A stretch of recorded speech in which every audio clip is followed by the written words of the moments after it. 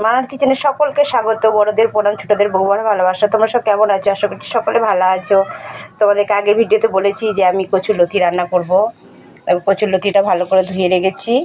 কড়াই আমি জল গরম করতে বসিয়ে দিয়েছি আগেই। তার মধ্যে অল্প একটু লবণ দেব। লবণ দিয়ে একটু নেড়ে এবারে কচুরলতিগুলো দিয়ে দেব।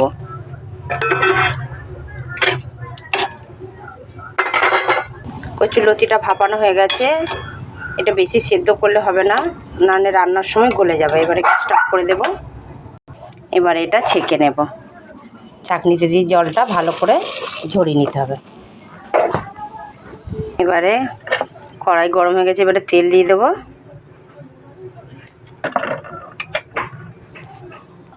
তেল গরম হয়ে গেছে, এবার আমি চিংড়িগুলো ভেজে নেব। বেশি ভাজবো না, হালকা করে চিংড়িগুলো ভেজে নেব। লবণ দেব, লবণ দিয়ে একটু ভেজে নেব।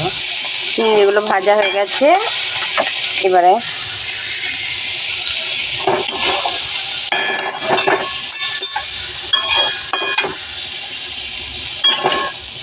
নামিয়ে নেব। বেশি লাল লাল করলে ভাল লাগবে না, কারণ লতিতে একটু দিয়ে ফোটাতে হবে তো। কড়াই বসিয়ে দিয়েছি, গরম হয়ে গেছে। এবারে দেব সর্ষের তেল, এবার দেবো শুকনো লঙ্কা, পাঁচফোড়ন। এবারে দেব কাঁচা লঙ্কা কুচি। ভাজা ভাজা হয়ে গেছে, এবারে লতিগুলো দিয়ে দেব। একটু নেড়ে নেব। লতিটা ভাজা ভাজা হয়ে গেছে, এবারে দেব আদা বাটা। আদাটা একটু লতিটার সাথে কষিয়ে নেব, তাহলে আদার গ্যাসটা ছাড়বে না। আদাটা কষানো হয়ে গেছে, এবারে দেব জিরে, হলুদ আর লবণ। এবারে দেব সর্ষে বাটা। সর্ষে বাটা দিয়ে একটু নেড়ে নেব।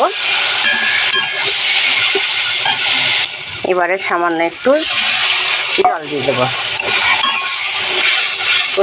লতিটাতে এমনি সেদ্ধ করার আগে, জল মারার আগে তো সে নরম হয়ে গেছে, আর বেশি জল দেব না। শুকনো শুকনো প্রায় হয়ে গেছে, এবারে চিংড়িগুলো দিয়ে দেবো। এবারে সামান্য একটু কাগজি লেবুর রস দিয়ে দেবো।